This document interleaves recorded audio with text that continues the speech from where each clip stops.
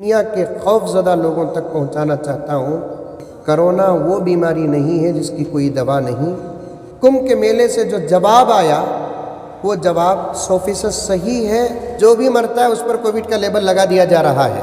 और मुल्क के पीएम से पूछे तो बहुत अच्छा है, वो जब तक चाहेंगे कोरोना मुल्क में रहेगा, अगर वो ना चाहे तो मेरा कोरोना ख़त्म हो जाएगा। हफ्ता और इतवार को मुकम्मल बंद लॉकडाउन कर दिया जा रहा है। इसका भी यही मतलब है कि कोरोना जी हफ्ता और इतवार को अपनी बीवी बच्चे अहल इयाल के साथ शॉपिंग के लिए निकलते हैं, लेकिन पता नहीं कि वो शॉपिंग को कहाँ जाते हैं। एकदम 3 महीने ऐसा लॉकडाउन कर दे कि घर से कोई बाहर न निकले। में बैठे बैठे कर्फ्यू का लॉकडाउन का ऐलान करना गरीबों की रोजी रोटी के साथ मजाक करने के बराबर। मैं माजिद, आप देख रहे हैं आपकी आवाज़। आज हम पहुंचे हैं पीएम मुजम्मिल रशादी साहब के पास कि अभी कोरोना का जो महामारी चल रहा है, लोग बहुत सारे परेशान हैं, बहुत सारे तकलीफ़ें उठा रहे हैं, बहुत सारे दिक्कतें हैं। तो इसी के सिलसिले में हम बात करने के लिए आए हैं पीएम मुजम्मिल साहब से। तो चलिए बात करते हैं उनके तासुरात क्या है। अभी जो फ़िलहाल जो हालत चल रही है कोरोना का, जो सेकेंड लॉकडाउन भी है, संडे भी है, तो इस हालत में लोग कैसे अपने घरों में नमाज़ें पढ़ें और कैसे अपने घरों में गुजारा करें, इसके बारे में हम जानते हैं पीएम मुजम्मिल साहब से। खौफ, कोरोना की महामारी के नाम पर इस कदर खौफज़दा कर दिया गया माहौल को, सीरत नबवी के पस मंज़र में इसकी हकीकत क्या हो सकती है? अस्सलामु अलैकुम रहमतुल्लाहि व बरकातुहू। वैसे तो दुनिया के अंदर अल्लाह तबारक व तआला ने बीमारी को भी पैदा किया और उसके लिए शिफा का भी इंतज़ाम किया है, और बीमारियाँ मुख्तलिफ़ किस्म की दुनिया में आई हैं, और अल्लाह तबारक व तआला ने उसके लिए दवा का भी इंतज़ाम फरमाया है। और मैंने ये बात गुज़िश्ता साल ही बता दिया कि दुनिया में बीमारी बाद में आती है, अल्लाह तबारक व तआला उससे पहले उसकी दवा को नाजिल फरमा देती हैं। और दुनिया के अंदर कोई बीमारी ऐसी नहीं है जिसकी दवा ना हो। लिकुल्ली दाइन दवाउन, हर बीमारी के लिए दवा है। हाँ, एक बीमारी ऐसी है जिसकी कोई दवा नहीं है, वो एड्स है, HIV है। उसकी दवा इसलिए नहीं है कि वो बीमारी नहीं बल्कि अल्लाह का अज़ाब है। उसके अलावा दुनिया में जितनी भी बीमारियां हैं, अल्हम्दुलिल्लाह सुम्मा अल्हम्दुलिल्लाह उसकी दवा है। तो पैगंबर सल्लल्लाहु अलैहि वसल्लम के फरमान के मुताबिक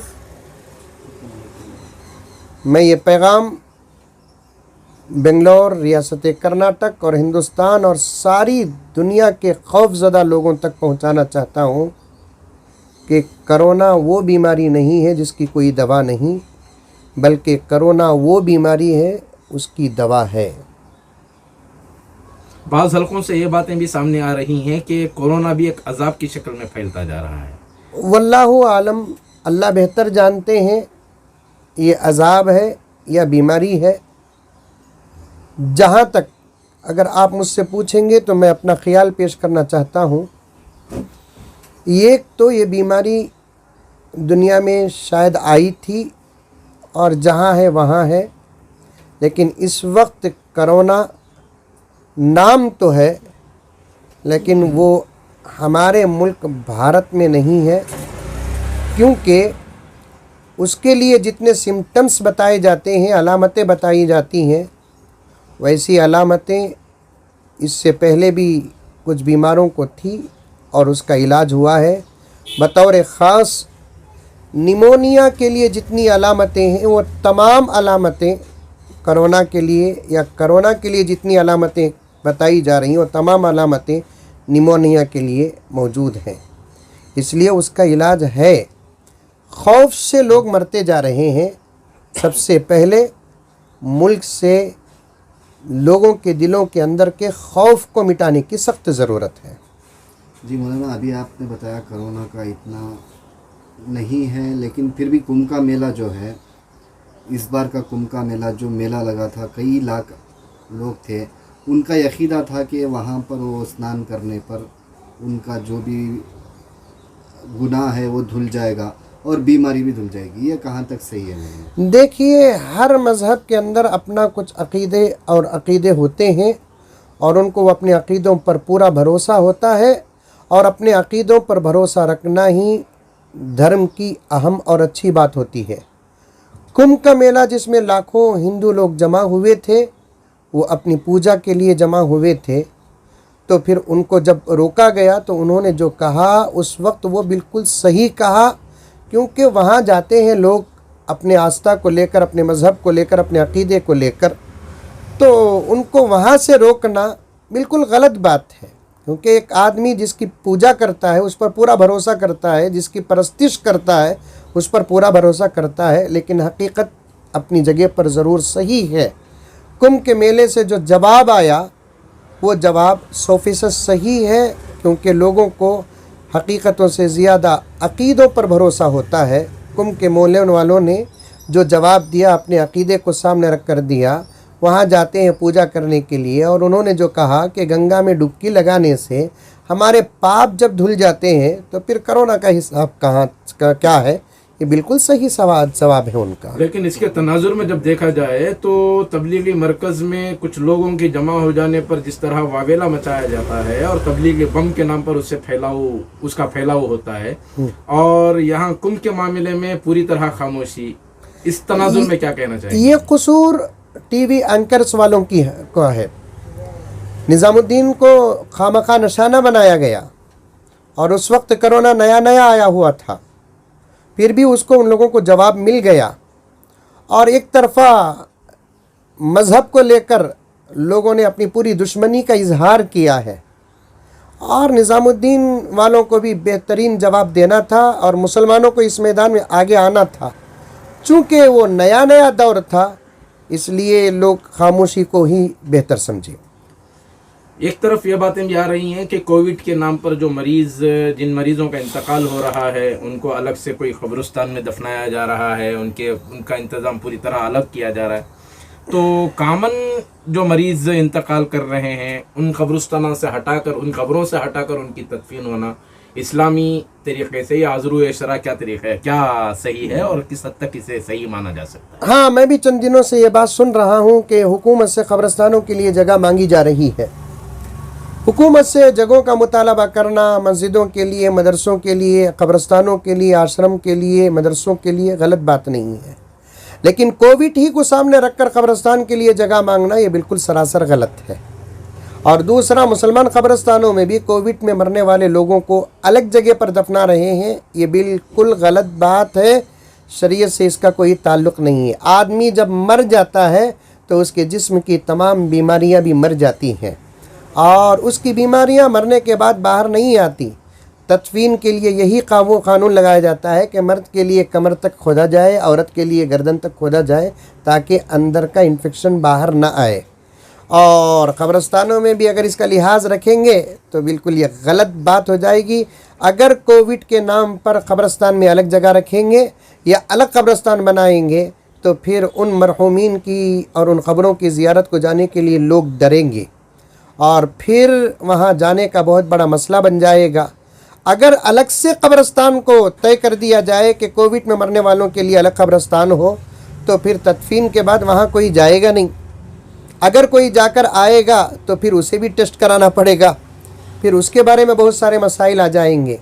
मेरी और एक बात ये है कि कोविड में मरने वाले लोगों को, अगर कोविड में मरे, इस वक्त तो जो भी मरता है उस पर कोविड का लेबल लगा दिया जा रहा है, उसको आम जगहों पर अपने ख़ानदान के हलक़े में दफनाना चाहिए, क्योंकि लोग बड़ी आसानी के साथ पूरे अक़ीदे और मोहब्बत के साथ जाकर ज़ियारत करें। इसलिए कि ज़ियारत करने के आदाब में से ये अदब है कि कब्र के करीब जाकर सलाम अर्ज़ करके कुछ पढ़ना है तो पढ़कर ईसाले सवाब और दुआए मग़फ़िरत करें, क्योंकि अहले सुन्नत वल जमात का इस बात पर, अहले सुन्नत वल जमात का यह अक़ीदा है कि ज़ियारत के लिए जो लोग जाते हैं तो मरहूमीन को, ख़बर में रहने वालों को, ज़ियारत करने वालों के चलने की आहट तक सुनाई देती है। इसलिए कोविड के लिए अलग कब्रिस्तान तय करना या कब्रिस्तानों में कोविड में मरने वालों के लिए अलग जगह तय करना, ये मय्यतों के एहतराम के ख़िलाफ़ है। जी मौलाना बताइए, अभी कोरोना 1 या 1.5 साल से है, और कितने दिन रहेगा और या कितने साल रहेगा? ये सवाल अगर मुनासिब है तो आप हमारे रियासत के सीएम और मुल्क के पीएम से पूछे तो बहुत अच्छा है। वो जब तक चाहेंगे करोना मुल्क में रहेगा, अगर वो ना चाहे तो मेरा करोना ख़त्म हो जाएगा, क्योंकि उन्हीं के लोगों से ये बातें आ रही हैं कि करोना फैलता जा रहा है, इसलिए एहतियात ज़रूरी है। जैसा कि आप हज़रात जानते हैं, रात के 9 बजे से सुबह के 5 बजे तक कर्फ्यू लगा दिया जा रहा है, 6 बजे तक कर्फ्यू लगा दिया जा रहा है। इसका मतलब ये है कि रात ही में करोना आता है, दिन में नहीं आता। हफ्ता और इतवार को मुकम्मल बंद, लॉकडाउन कर दिया जा रहा है। इसका भी यही मतलब है कि करोना जी हफ्ता और इतवार को अपनी बीवी बच्चे अहल इयाल के साथ शॉपिंग के लिए निकलते हैं, लेकिन पता नहीं कि वो शॉपिंग को कहाँ जाते हैं। क्या तरीक़ाकार होना चाहिए और हुकूमत को क्या पैगाम देना चाहिए? मैं बहुत अच्छा सवाल किया आपने। अगर करोना है तो उसे ख़त्म करने के लिए ये वक्तन फ़वक्तन लॉकडाउन कर्फ्यू करने की ज़रूरत नहीं। एकदम 3 महीने ऐसा लॉकडाउन कर दे कि घर से कोई बाहर न निकले। लेकिन शर्त ये है कि ऐसा लॉकडाउन करने के लिए हर घर तक 3 वक्त के खाने का इंतज़ाम करना हुकूमत की ज़िम्मेदारी है। ये अगर हुकूमत करना चाहती है तो लॉकडाउन करे, उठे बैठे कॉन्फ्रेंस कॉल्स के ज़रिए से या अस्पतालों में बैठे बैठे कर्फ्यू का, लॉकडाउन का ऐलान करना गरीबों की रोज़ी रोटी के साथ मजाक करने के बराबर है। वह हिंदू हो कि मुसलमान हो, अगर वो गरीब हो तो उसकी आह लगने में देर नहीं लगती। और ये समझ जाना चाहिए हुकूमत के ज़िम्मेदारों को, रोज़ ताज़ा रिज़्क़ ताज़ा कमाने वाले इस वक्त जो परेशान हैं, उनकी परेशानी को महसूस करने की सख्त ज़रूरत है। इसलिए मैं चाहता हूँ कि इस लॉकडाउन को और कर्फ्यू को ख़त्म कर दिया जाए। क्या पैगाम देना चाहेंगे मिल्लत के नाम? मैं मिल्लत ही के नाम नहीं बल्कि पूरी इंसानियत के नाम ये पैगाम देना चाहता हूँ कि सबसे पहले अपने दिलों से करोना का खौफ निकालिए। आदमी के अंदर खौफ से बड़ा जहर कोई नहीं है। करोना का खौफ निकालिए। जहाँ तक एहतियात का मसला है, एहतियात के उन्वान पर इस्लाम जितना कहता है शायद कि कोई और धर्म और मज़हब कहता है, मुकम्मल एहतियात में रहिए। रातों में जल्दी अपने घर को चले जाएं, इबादतों में लगे रहें। इबादत वाला महीना है, खूब दुआ करते रहिए। रमज़ानुल मुबारक की दुआएं 100% कबूल होती है। वक्त आया है हमारे हाथ कि हम रमज़ान की दुआओं को सारे आलम के सामने बताने का। हम दुआ करके इस महामारी को, ये करोना है या नहीं है, इसे ख़त्म करके दुआओं के ज़रिए से सारी दुनिया को बता सकते हैं। ख़ास तौर पर मिल्लत इस्लामिया से मैं गुजारिश करना चाहता हूँ, बाहर खामखा निकलने का माहौल न बनाए, एहतियात में रहे, मास्क का इस्तेमाल करें, ज़िक्र में रहे, अपने गुनाहों की माफ़ी चाहते रहें, नमाज़ों की पाबंदी करते रहें। मस्जिदें अगर बंद होती हैं तो इसका मतलब ये नहीं कि नमाज़ें माफ़ हैं। अगर मस्जिदों में तरावी का इंतज़ाम नहीं है तो फिर तरावी माफ़ नहीं है। अपने घरों में जो सूरतें आपको आती हैं उन सूरतों के ज़रिए 20 रकात तरावी और 3 रकात वितर का ख़ास एहतमाम करके दुआ करके उठें। इंशाअल्लाह ताला अल्लाह के दरबार में देर है अंधेर नहीं, बहुत जल्द इंशाअल्लाह सुम्मा इंशाअल्लाह हालात बदल जाएंगे। अल्लाह के नेक बंदे दुआओं में हैं। शर्त ये अल्लाह के नेक बंदे दुआओं में हैं। अब गुनहगारों को दुआ करने की सख्त ज़रूरत है।